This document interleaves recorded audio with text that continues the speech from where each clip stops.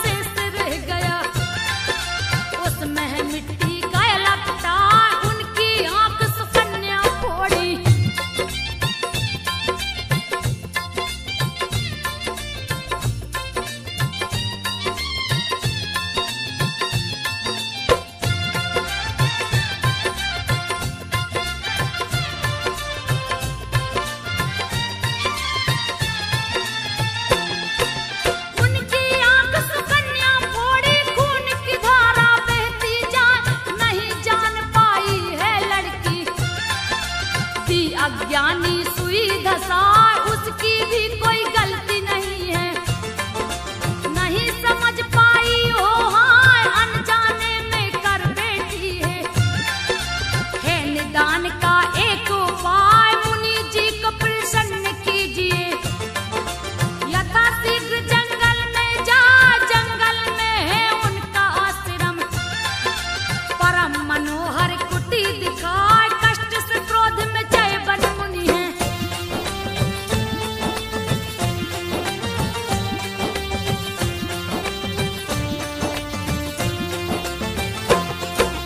कष्ट से क्रोध में चैवन मुनि है, खून की धारा बहती जाए, रुकने का है नाम न लेती।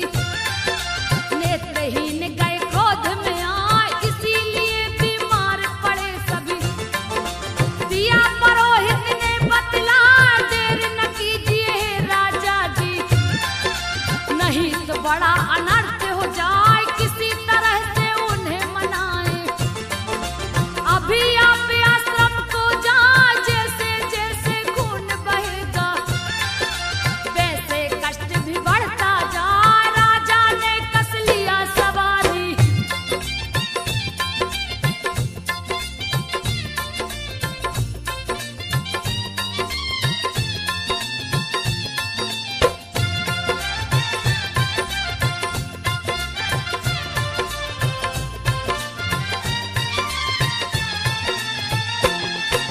राजा ने कस लिया सवारी, अति सुंदर घोड़ा दिखला, आश्रम को चल दिए राजा। लिए सुकन्या को बैठा, मुनि के आश्रम को जा पहुँचे। खून देख के उठे चिहार, खून का थक्का जमा पड़ा है। चारों तरफ ही लाल दिखा, दोनों आंख मुनि के फूटे। डर के मारे गए थर्राए, कैसे पास मुनि के जाए। राजा को कुछ समझ न आए, हिम्मत जुटा के राजा पहुँचे।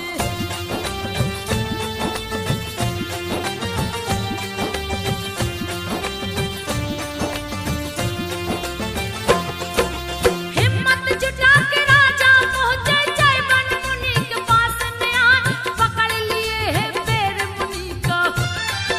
चरणों में दिए शीश झुकाए, चैवन मुनि से राजा बोले, मेरी चूक क्षमा हो जाए, कन्या ने अपराध किया है। आंख फोड़ दी आपकी हाय, आंखों को जुगनू समझा था। उसमें सुई दिया है धसा, समझ न पाई आपको मुनिवर। उस चंचलता गई समाय, अनजाने में चूक हो गई।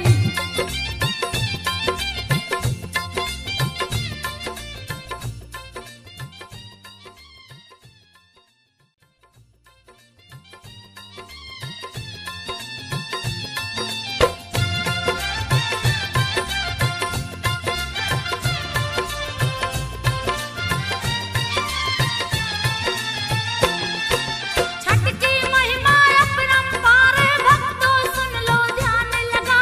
सतयुग में भी एक थे राजा, जिनका नाम सरयाती कहा।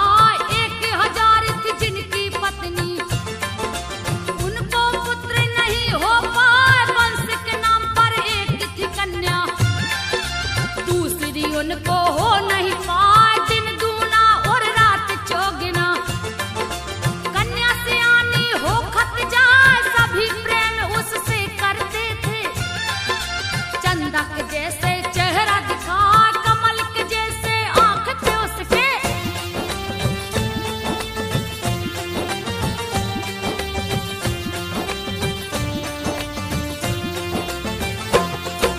कमल के जैसे आंख थे उसके,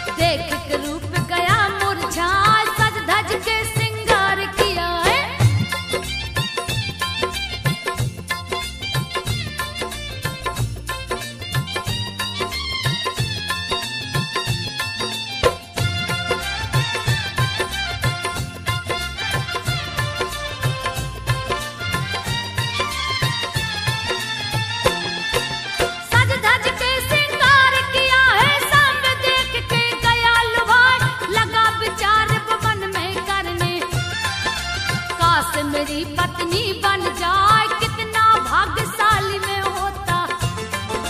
मूर्ख को गया पाप समाज जो है इसकी माता लगती।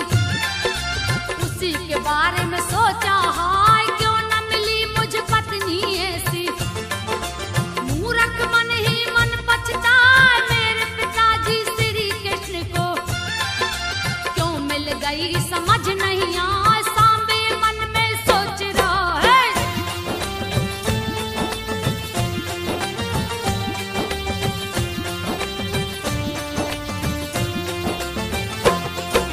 सांबे मन में सोच रहा है नजर पड़ी रुक्मणी की जान।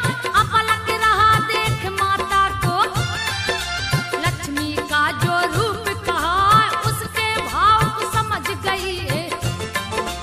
अंतर्यामी जो कहला क्रोधित होकर बोली माता।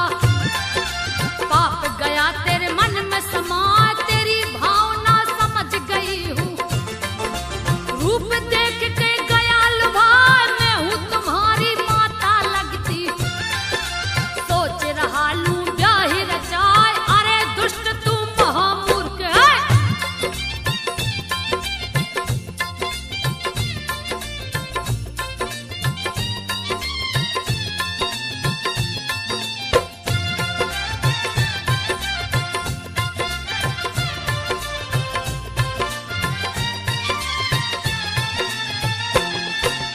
अरे दुष्ट तू महामूर्ख है मूर्खता हद से बाहर जाए। पैदा हुआ है तू जिस तन से उसी से सोचे ब्याही रचाए। वासना में तू लिप्त है पापी।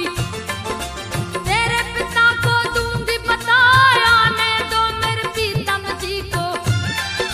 कैसे ये सब सोचा हाय आते ही मैं सारी बातें। पति देव को दूंगी बता नीचे अभागे पापी तुझको। देती हूँ मैं दंड दिलाए बातें सुन के सांब डर गया।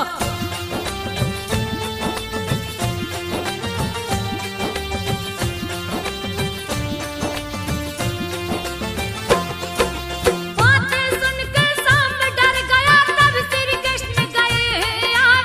रुक्मणी सारी बात बताई अपने पति को दिया बताए बातों को जैसे ही सुने हैं।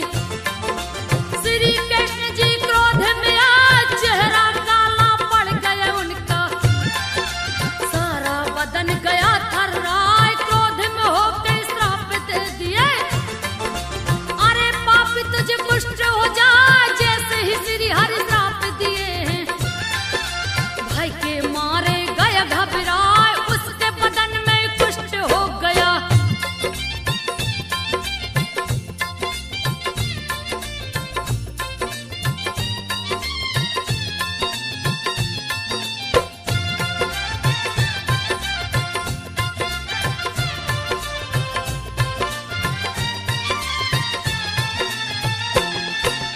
उसके बदन में कुष्ठ हो गया श्राप ने असर दिया दिखलाए।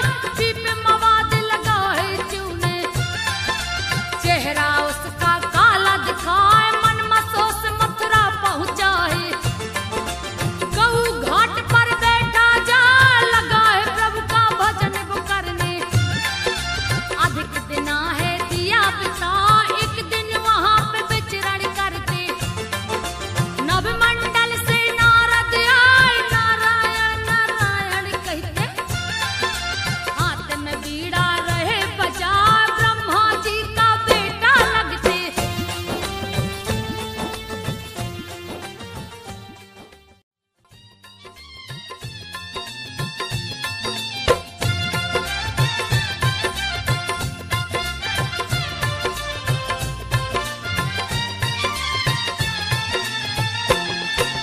दवा दुआ दोनों शुरू हुआ है विधि विधान से पूजन कराए। आ गया है कार्तिक की षष्ठी। सांबे ने आसन दिया लगा छठ के व्रत को शुरू किया है। छठ मैया का ध्यान लगा तन मन धन से व्रत किया वो। सूरज को अर्घ किया है जा जैसे ही कछ दिन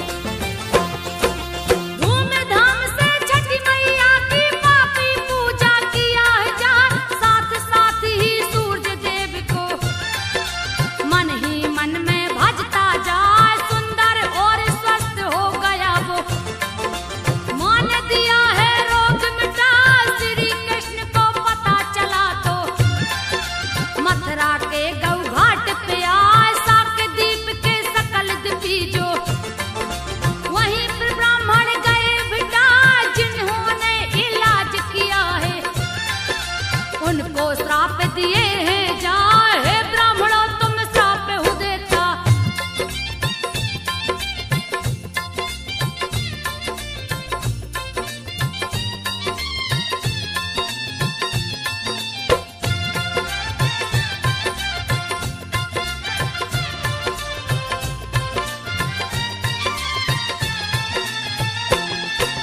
हे ब्राह्मणों तुम श्राप हो देता, पूजा पाठ सब नष्ट हो जाए, वर्जित कर दिए सबकी पूजा।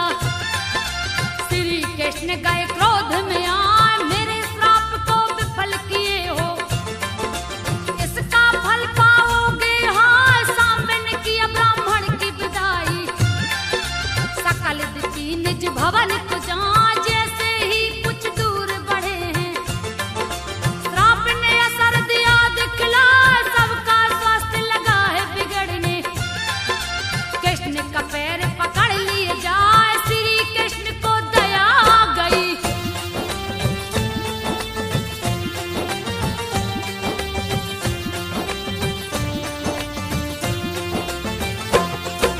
श्री कृष्ण को दया आ गई, मजदूरों को लिए बुलवाए, सारे कारीगर को है भेजे, यत्र तत्र उन्हें दिया बसाए, रहने के लिए घर बनवाए। दयालु भगवान दया दिखा, जो रोगी का इलाज करेगा, वो न कभी पूजा कर पाए, पूजा पाठ के योग्य न होगा। बात को सुन लो ध्यान लगा, जो नहीं करे किसी की चिकित्सा, वही ब्राह्मण पूजा करवाए। श्राप को वापस कृष्ण ले लिए।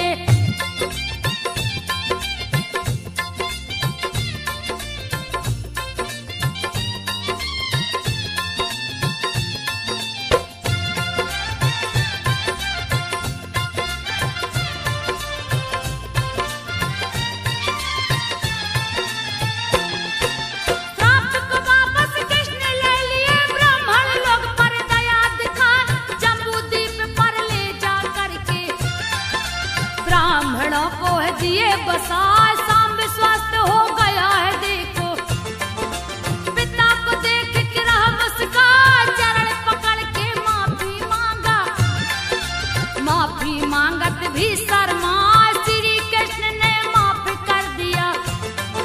पुनः द्वारकापुरी ले जाए, भवन में गया रुक्मणी माँ के, चरणों पे दिए शीश झुकाए, माता जी मुझे माफ कीजिए।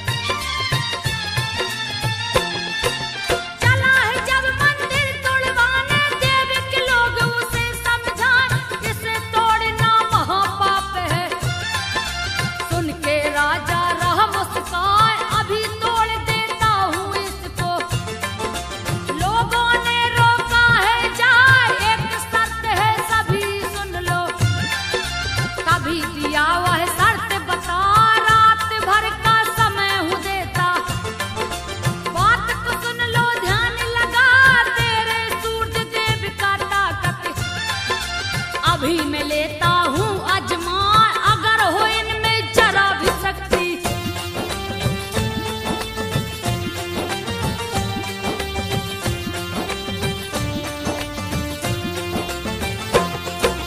अगर हो इनमें जरा भी शक्ति, पूरब का द्वार पश्चिम हो जाए, नहीं तो तोड़ूंगा मंदिर को।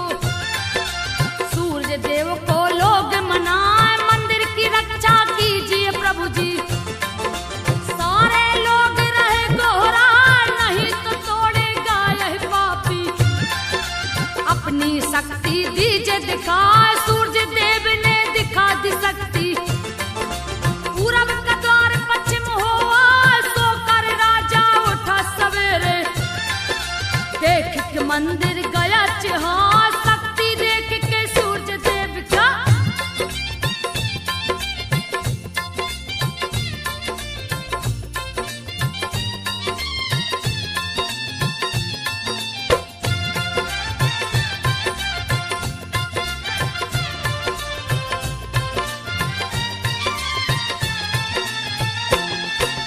शक्ति देख के सूर्य देव का चरणों में गिर पड़ा है जान, बिन तोड़े ही मंदिर लौटा। द्वार आज भी देखा जाए, सते औरंगाबाद के दक्षिण। नाम है जिसका देव कहा, पड़ता है बिहार राज्य में। लोग जहाँ छठ करने जाए, जो भी यहाँ पूजन करता है, उसका मनोरथ पूर्ण हो जाए। कैसे करते पूजन छठ का, देती हूँ मैं विधि बता। कार्तिक शुक्ल पक्ष चौथी तिथि में।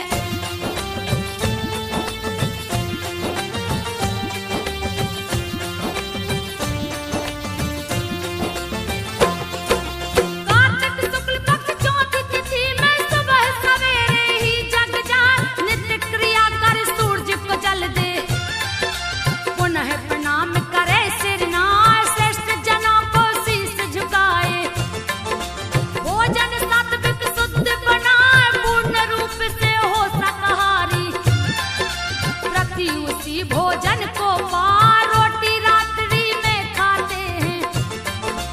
आसन ले भूमि पे लगा, पलंग चारपाई पे न सोवे। सुबह पंचमी जाए गया, जिसको छोटा छठ कहते हैं।